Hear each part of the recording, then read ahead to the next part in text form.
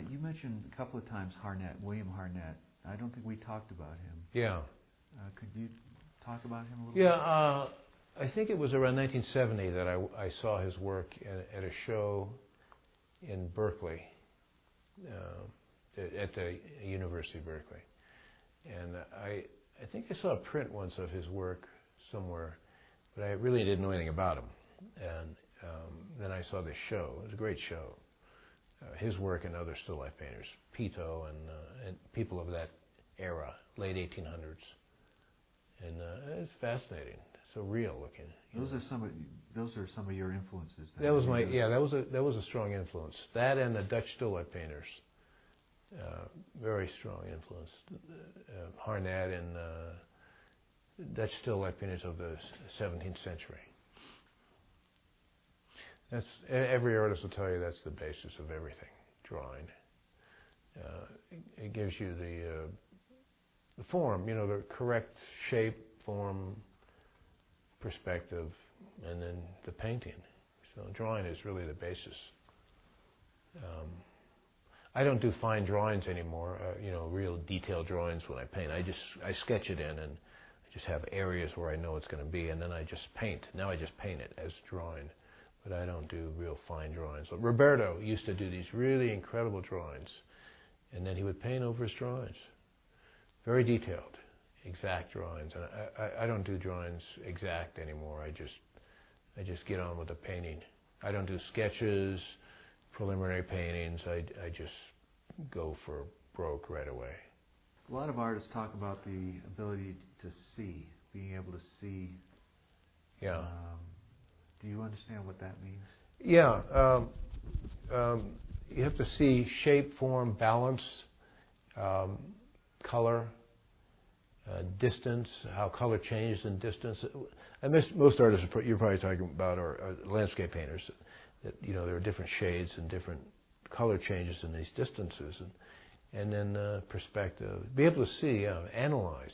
You have to break things down, because if you were going to paint a pot, let's say, the first thing what is it?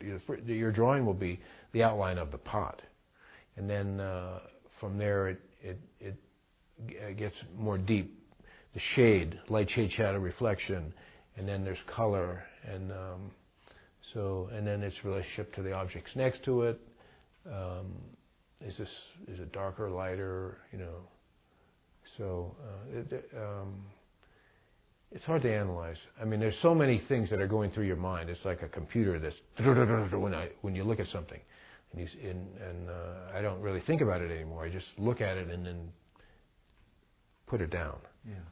So but everyone sees differently. And the work off to your shoulder there. Yeah.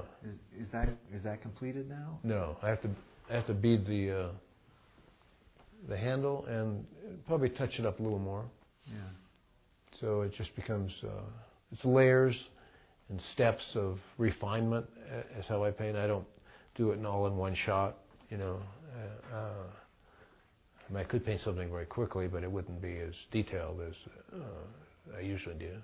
So you've arrived at a process, so the process itself doesn't become full. Well, yeah, you just said it becomes very analytical, but there are certain things that become instinctual to you. Right. And I don't even think about it sometimes. Yeah. What I'm doing. Sometimes I look at it, like yesterday when I was starting this. Sometimes I think, when it's a blank canvas, and I put down some paint, and if I think about it as if this were the first time that I ever did this, I wouldn't know where to go with it. I can put myself in that position of, wow, I'm looking at this for the first time, and what do I do now? You know what I mean? That would be like me. Yeah, but I go beyond. I don't even think about that anymore. But sometimes I do. I just put myself in that position of being totally innocent, and but now you're painting, and a lot of times you don't even thinking about it. You're just thinking about something else. It just happens. It's like breathing almost. Yeah. Just second nature. So it's an extension. It's almost a lot of times I'll sit here and look at something, especially a large painting, like when I set up that as you were painting, I painted it in my eyes. I watched it. I remember analyzing how it was all set up, and I was thinking, okay, this relationship to this, and how I wanted it to look on the canvas before I even touched a pencil, picked up a pencil. I just painted it in my mind, analyzing what I would do, where I was going to go with it. And I'm not trying to paint like anyone else. You know, I created this thing with the look, you know, the photo, the whole thing. You know, I broke the boundaries, I think, in still life, of the illusion, the story, and all this, and anyone else that follows, they're influenced by my work. So, you know, people tell me there's so many people trying to paint like you, and what they're doing is they're following me. They're not leading, going off into their own branch. That's their mistake. See, if you are the trailblazer, you create the one thing. You're the unique one. But if you're just following somebody, you're following them, and you'll always be a follower.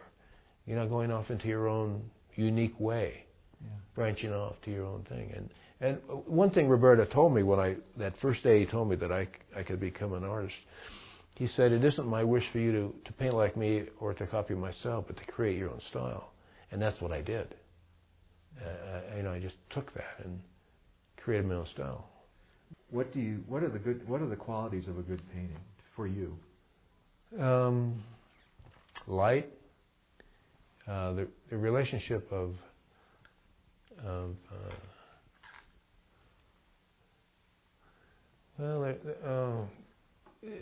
that's hard to explain, I guess. You can look at something and you intuitively have a sense of whether you like it or not. There is some silent aspect to a painting that speaks.